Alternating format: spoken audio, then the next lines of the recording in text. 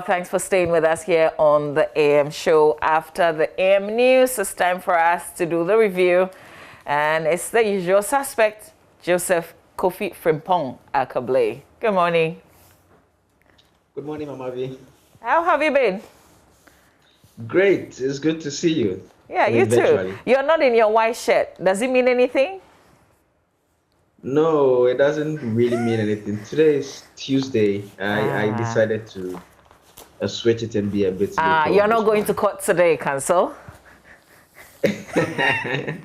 I'm doing drafting in the chambers. Okay, wow. Started it very early. That's impressive. All right, Joe. So yesterday I was checking out what you did mention when I asked if there was anything from the GLC on the $5 million bribery incident and the whole issue of lawyer Efrifa and his former client, Ojidom. And I saw that there was a piece on my JoyOnline.com about how the Chief Justice got himself involved in the case in the first place. And it gives a proper understanding also of the case that's being battled. The reason this whole issue is coming out. So that's good, because often we talk about the surface, but we don't even know what the real issues are. So yeah, Joseph, thanks for pointing me to it.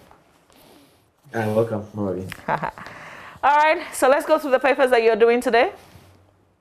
Okay, so I'll be doing the BNFT. I also have the Daily Dispatch, the Finder, as well as the Daily Guide and Ghanaian Times. And so I'll start first with that of the Ghanaian Times this morning. The front page says, Ghana to be fastest growing economy in Africa is coming from President Akufo-Addo.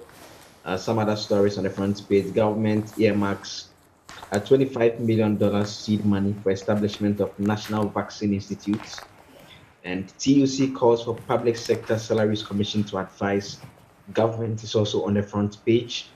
And pastor wife allegedly murdered at Ayiti Kope. I think this is a story that you spoke about yesterday. Yeah, the center spread of the Ghanaian Times. Ghana to be fastest growing economy in Africa. Details of that story is the center spread. And government earmarks $25 million seed money for establishment of National Vaccine Institute also here. And a story about the TUC, but some story that really excites me here is in the center spread. Professor Apia Amfo appointed acting vice chancellor of the University of Ghana. It's really one that I'm so excited about. I mean, PhD 2007, associate professor 2011, 2027 full professor, head of department linguistics, and now acting vice chancellor, the first female to hold that position. She's a brilliant woman, just at 49, and she'll be the youngest in terms of vice chancellors as well. And I have interacted with her, Mama V. I think you need to engage her. Yeah. She's so humble, so calm, so sweet. Okay. I just love her, and I'm very excited. I can't wait to experience her, except that it's going to be pretty difficult right now because of her new appointments. I know that. Yeah. But that is a very good one there. And the thing about the University of Ghana and the way it's moving now is that, the chairperson of council is also a female, Professor Sophia Ekufu, Justice Sophia Ekufu, a retired Supreme Court judge. The registrar is a female as well. About 2 of the top academic pro-VCs are also females. And so they make top 4 university officials of the university who are all females. And so, I mean, it's a very good time for women empowerment. And the excitement for me is that these are competent women. Trust me. Absolutely. I'm sure today this morning you're happy with me, right? Oh, no, I will always be happy with you. Listen, no matter what, except that, on this one, the prof has already, I think she was occupying a high position, not vice chancellor position. In charge of academic affairs, and she's actually applied to be vice chancellor. And so she's one of 3 that the search party is looking out for the substantive job. And in terms of the exciting thing about what the council has done is that the current vice chancellor has up until August 1. So in 5 days, his tenure would have been over. And so there would have been a leadership crisis. And so the new council was inaugurated, and their first action was to ensure that there isn't a leadership crisis. So they appoint an acting VC who takes over on August 1. And in between then, the search party continues its work and selects a substantive vice chancellor. But I mean, a lot of us are expecting Professor Amfo to still be given a top job anyways. Absolutely. We'll be praying, with it as well. She's competent already, so I guess there's no questioning there. We asked for grace for her, though. That's I don't hate to say it, but it's a very important university in Ghana. And there's usually a lot of everything that happens in that university. Not too long ago, and I don't even know if they've stopped. The Senior Staff Association, they've been on strike. They go, they come back, they go, they come back. So lots of issues to deal with at the University of Ghana. That's why we asked for grace for her, even Absolutely. as she holds the fort for now. All right, so you've done the Ghanaian Times and the Finder newspapers. Let me do you come to the Daily Guide, but let me do the Daily Graphic newspaper. On the front page of the paper, Fitch ratings, economy fastest growing according to the president. But I'll tell you how there are conflicting reports in the same newspaper, different angles of how the economy is faring in a bit. But back on the front page, retool hospitals for efficiency, according to urologists in the country. Don't beat war drums, Liberian Vice President cautions us, Ghanaians. Libya, OIF congratulates Ghana in the center spread of the Daily Graphic newspaper. Here we go with what's in the center spread today. Okay. AG's department rolls out integrated information case management system. We've just talked about this. University of Ghana Governing Council inaugurated. Avoid partisan politics at workplace. Buedua Yabuafo urges GBC workers. He's the chairman of the National Media Commission. Mr. Yao Buedua Yabuafo, he's urged management and staff of the Ghana Broadcasting Corporation to work as professionals and avoid partisan politics at the workplace in order to be recognized by the society they serve. Turning our attention to the back page now. And the Buduburum camp, which for over 2 decades served as home for refugees, is to be demolished to pave the way for the redevelopment of the area. And then the construction of the Anyang Kwanta to Obuasi Road is 80% complete, according to resident engineer of the Ghana Highway Authority, Ernest Owusu Ansa. The completed work represents 23 kilometers of the 28-kilometer road, with the remaining 5 kilometers still under construction. So that's an update right there in the Daily Graphic newspaper. Today, let me do the Daily Dispatch newspaper. Front page of the Dispatch, National Interest Movement agenda. Petition for amendments of Constitution towards 2024. NPA Chief Executive engages stakeholders. Stop press. Passengers without masks to be asked to get down from vehicles. And then Professor Kwesianin says, Dampare, the acting IGP, needs Tete Yono and Kofi Boache to succeed as IGP. Joseph, tell us what's in the Daily Guide. So in terms of the front page of the Daily Guide, quite a number of interesting stories this morning. The first one here says, Jomoro, Canada NDC MPs in trouble. And that has a photograph of John Jeche-Kwesi and Dorcas Afotofe, the 2 MPs who we are told have issues to contend with. And so first, for John Jeche-Kwesi, we understand that the Supreme Court will this morning be hearing an application that he's filed that is seeking to stop the Court of Appeal sitting in Cape Coast from going ahead to deliver judgment in the case that is challenging his eligibility to hold office as MP. And so if the Supreme Court does not grant his application today, it will mean that the Court of Appeal sitting in Cape Coast will tomorrow have the clearance or the green light to go ahead and deliver its ruling purely based on legal arguments that is heard as against taking evidence from both sides. And so there are 2 developments that could potentially affect the current parliamentary makeup. And so that is one. Then the other one relates to the MP for Jomoro, whose citizenship as an Ivorian and whether or not she has renounced that citizenship prior to contesting is also an issue that is in contention there. And her lawyers have serious concerns about the fact that the court has given her 10 days to provide those documents to justify that she did renounce their citizenship. And they are saying that the court should not have ordered them to do that, especially when they have not claimed that any such document existed. So they have also taken the matter up to the Supreme Court and seeking the Supreme Court's intervention. And so, two potential issues that could affect parliamentary makeup there on the front page of the Daily Guide. But Nana outlines vaccine plan is also here. And GIS makes big wee haul also on the front page. Nana B starts children's ward project on 40th birthday. It's also another story on the front page of the Daily Guide. The center spread has some stories here. Jennifer Lopez and Ben Affleck have made it official on Instagram. Graduates with Van Vika graduates with first class honors is on the front. It's on the center spread. It's a story that I read over the weekend. 2 decades plus since he completed senior high school, and he says he couldn't continue because there was no funds available. But he's been able to go through, and eventually he graduated as one of the top students picking up awards. So he's done very well. Total exports increase also here, and public debt reaches 332.4 billion. The other business story in here is that the BOG maintains policy rates at 13.5%. So I'll quickly do the Finder front page. Then you come in on Mavi. New advances for first half hit 16 billion cedis, and COVID-19 induced restructured loans by banks hit 3.66 billion cedis. And government to rebuild 5.4-kilometer road leading to Tanker Park at Tor. That is according to the NPA boss, Dr. Mustafa Hamid. And Nanabi cut short for the construction of 30-bed children's ward on his 40th birthday. A new minimum wage was to save layoffs. Others, that's according to the TUC. And the last one here will be EcoBank CEO tops bank CEOs media visibility ranking. IBNA research putting that one out there.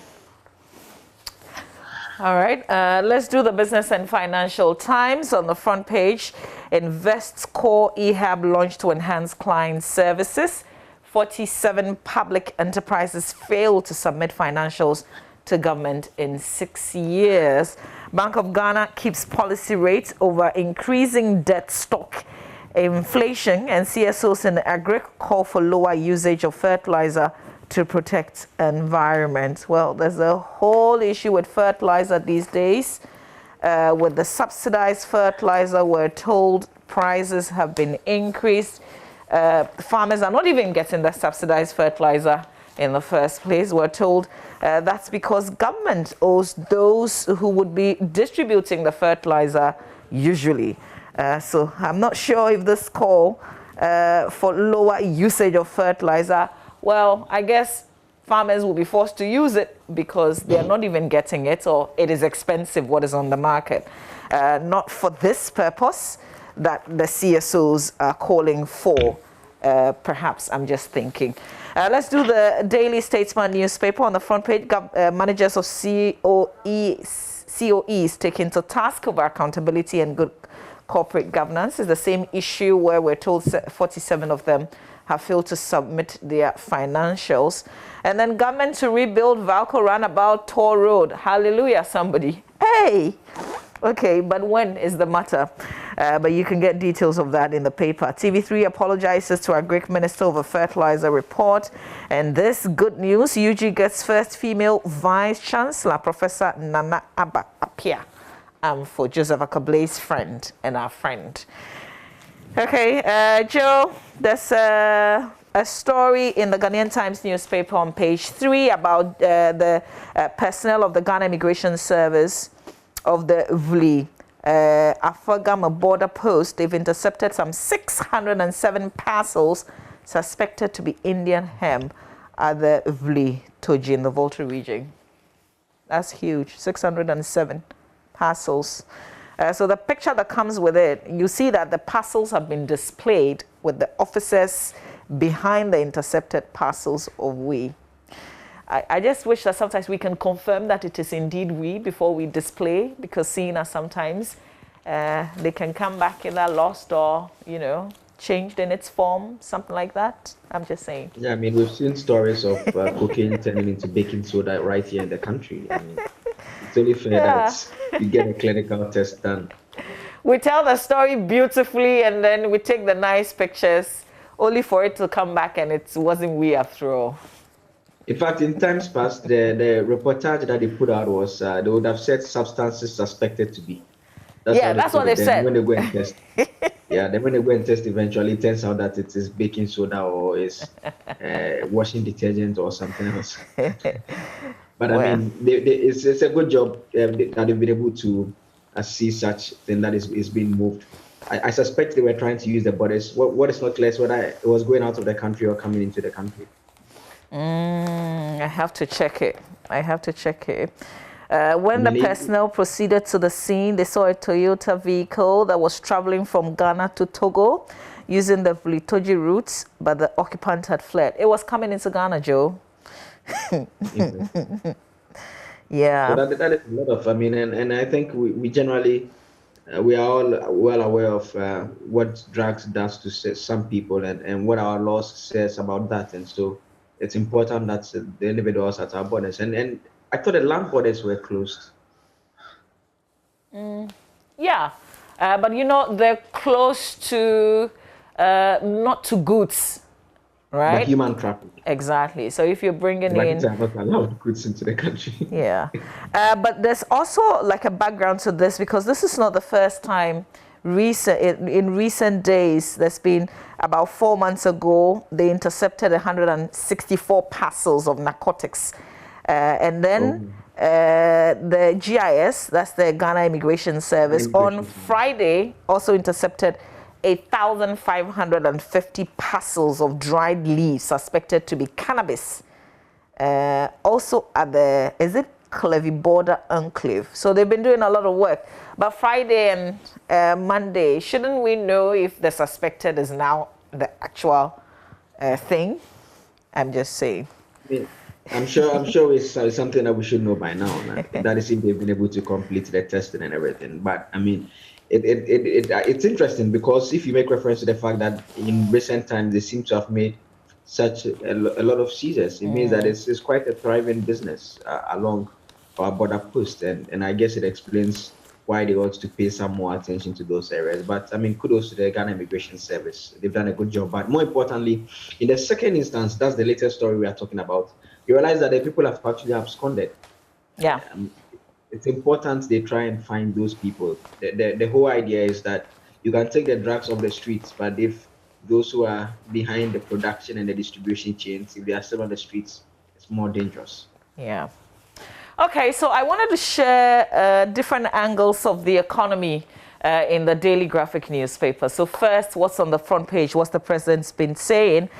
Fitch Rating Agency has projected Ghana to be the fastest growing economy in sub-Saharan Africa as it emerges strongly from the COVID-19 pandemic. This was a disclosure made by the president.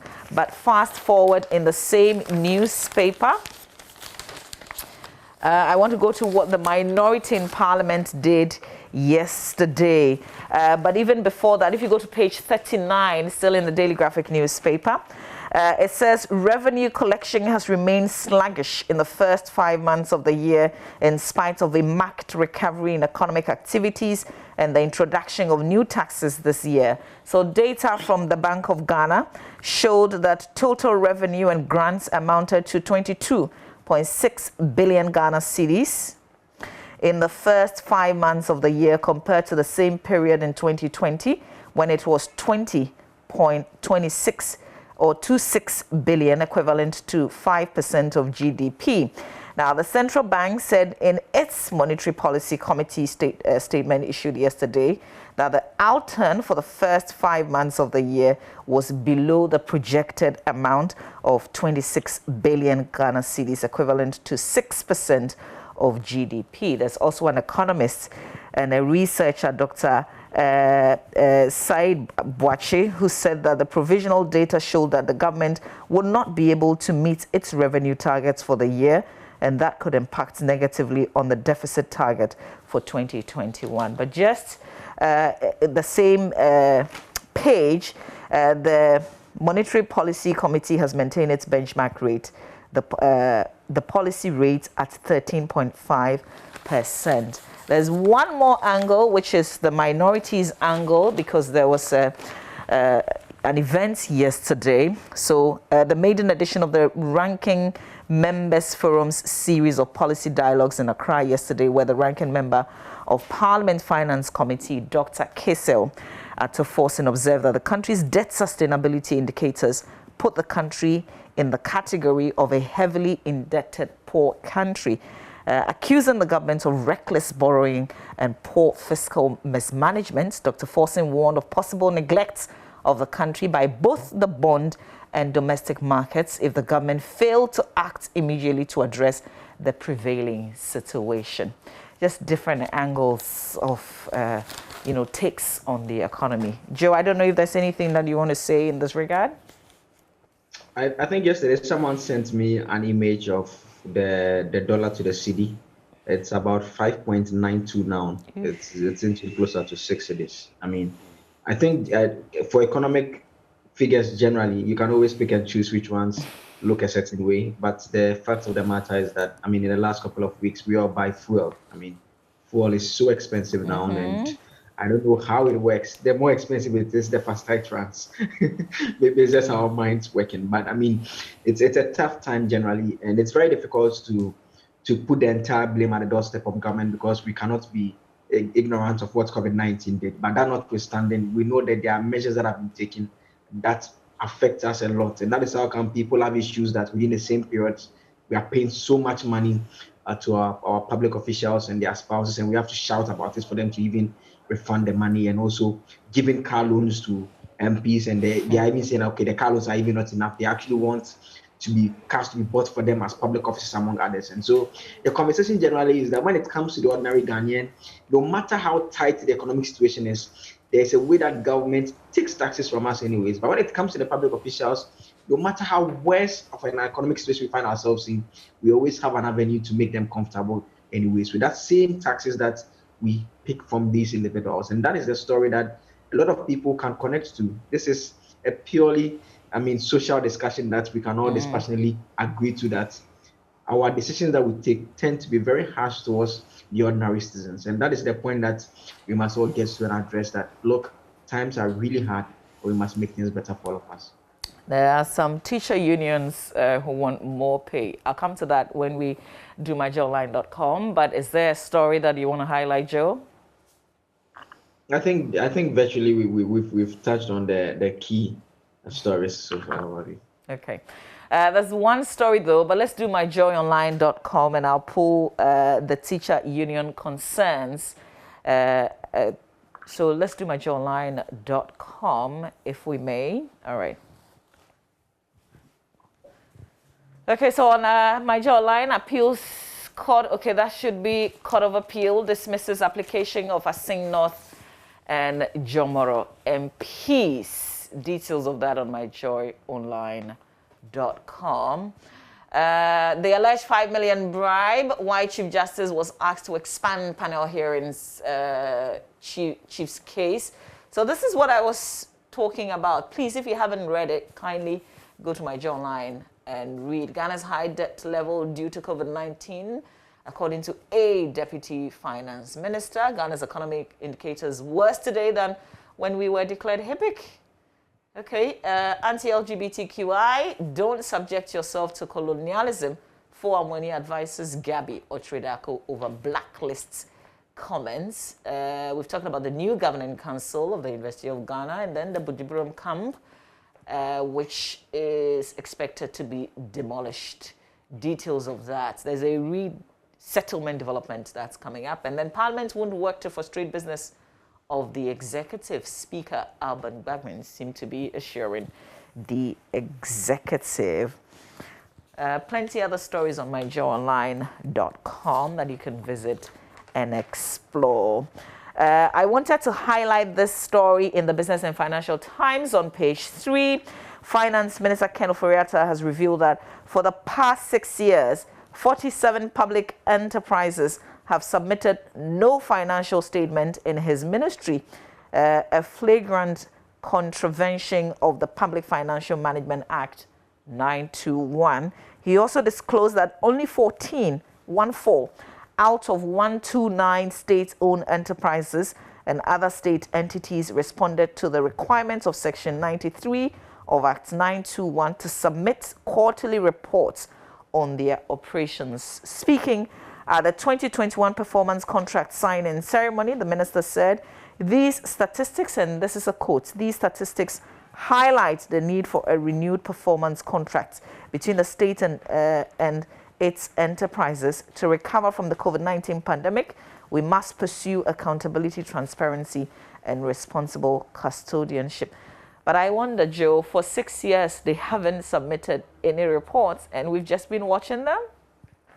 Yes, I mean, the CEOs are at post, they've been paid, their boards are at post, they've been taking honorariums for meetings, among other things, and we brought them to a table to sign a performance contract. I mean, if this was a private company that, I mean, with all due respect, the finance minister was running, I mean, is this the levels that we are going to get to have a meeting and now let them sign performance contracts? And we are told that 47 of them have now been directed to now submit their financial statements post the facts. I mean, and this explains why a lot of these companies are actually not doing well, because the oversight work it's pretty much very weak, and that is why, I mean, some of us are not very enthused about this. You know, there's a minister for public whatever enterprises who is supposed to now oversee this. I mean, they have boards, they have CEOs, they fall under various ministries, and you can't get them to even issue just financial statements for you, just to see the level that they are. The other angle of the story is that a lot of them have been running at losses. Huge money going down the drain, and the state keeps assisting some of them. And a lot of them are businesses that, if they were in private hands, they'll be running properly. And if today we decide to divest them, they will be in the same people will be working there, but the companies will be doing well anyways. It's really very, very strange a situation we find ourselves in. I mean, yeah. And it's sad because these are people that we take care of very well. They get really good monies. You should check their how much salaries are higher paid. than the president and the vice president, our CEOs of the state-owned enterprises. Yeah.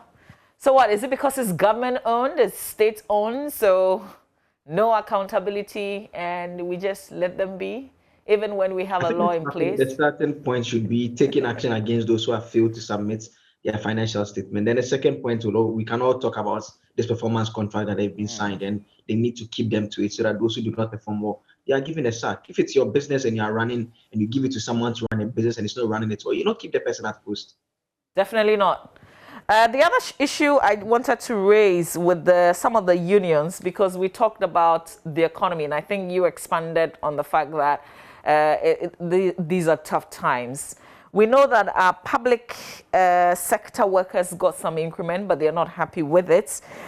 So organized labor yesterday said the base pay increase of 4% for 2021 and 7% for 2022 could have been worse. So, you know, particularly the teachers, I think there's NAGRAT and the concerned teachers who are not happy about these increments. For the next 2 years, this is what will happen. As I was reading the story yesterday, Joseph, I was thinking about private sector workers. There are many people who have lost their jobs. Even for teachers, whilst children were home, those in the private sector absolutely did not have jobs. Most of them did not get paid. But the opposite did happen with the public sector workers. And I mean, you saw what the Emoluments Committee did when they compared the public sector workers' salaries to that of the Article 71 office holders. The highest public sector worker salary is, I mean, an MP earns about 66%, the highest public sector worker salary. And you saw the increment, they'll just give them some 4%. When they are increasing the S-gradation, they are doing the backdating of salaries, it will not go up by 6% or 4%. I mean, and that is the point that we all have to get to, and we need to demand better from our political class. They will not increase their salaries by 4-6%, but they will increase yours by 4-6% and increase your taxes. Meanwhile, they get fuels, they get all those allowances anyways. Wow. Well, I think that in times like these, it's difficult because we hear only one side. So some people probably would have heard, oh, they've increased though, but they're asking for more. But we're looking at those manning state agencies who are making losses, who are getting paid so well, we're taking care of them, and yet they're giving us nothing in return, basically. And then we will not empathize with these teachers who are asking for more. So you see, there's no equity here. I mean, there's no equality as well. Well, Joe, maybe someday all these will change, right? Yeah, we can just wish for the best. I mean, are we wrapping up? I have to send greetings across. I know. I wish you well today, Joseph. I'll see you tomorrow, God willing. Thank you very much. All right, Joseph Akable there, joining me to look at the newspapers. We have to take a breather. I think it's the Black Queens who are in camp. They've got a game sometime in October. Hopefully, Mufta will give us an update on that and not talk about Kotoko. They are out. They've got troubles. They should deal with it. Stay with us.